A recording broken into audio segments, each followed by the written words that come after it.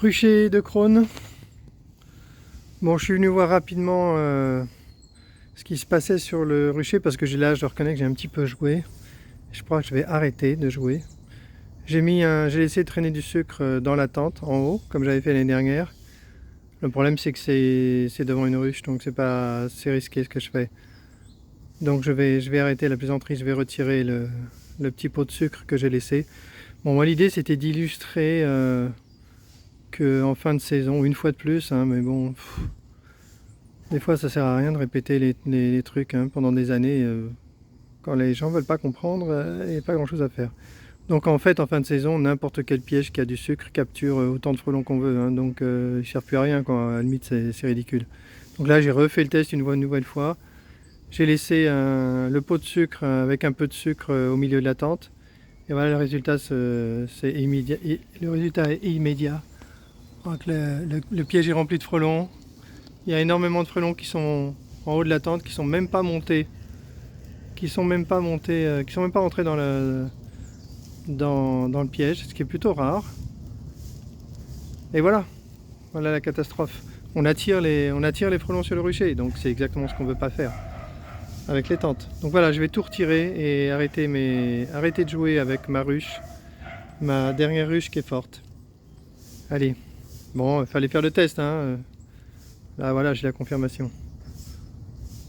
Allez, c'était vraiment la vidéo très rapide. Donc je remets tout en ordre, je retire le pot et ça devrait être terminé. Fin de la vidéo. Ça s'arrange. J'ai retiré les ruches qui étaient devant, j'ai tapé beaucoup de frelons pour les faire monter. Ils sont en train de se faire capturer là. Là, tous ces frelons, en train de se faire capturer, ils étaient là pour le sucre. Ce qui est bien, c'est que tous les frelons qui étaient coincés là, ils ont fini par aller dans la boîte. Ça c'est bien, ils ne sont pas restés coincés sur le toit, ça c'est vraiment très bien. Donc ça va, arrêtez le plaisanterie là. Il y en a encore beaucoup qui viennent. Hein. C'est dingue, hein. Il y en a beaucoup qui ont appris que c'est un bon endroit et qui reviennent. Heureusement, les abeilles sont bien protégées par la porte anti-frelons. Et on voit qu'elles gardent la porte. Elles se retranchées derrière la porte depuis tout à l'heure. Et là, elles gardent. Elles gardent bien, mais elles restent à l'intérieur. Elles sont malines. En même temps, je ne sais pas si les frelons attaquent les abeilles là. Je crois pas. Je crois qu'ils cherchent le sucre, c'est tout. Oh, bagarre entre frelons et abeilles. Heureusement, elles arrivent à intimider le frelon. Heureusement. Allez, je continue à les taper un peu pour faire le ménage. Bon, cette fois, je dois partir. Hein. Il y a vraiment beaucoup de captures. C'est bien étanche là-bas, donc pas de souci.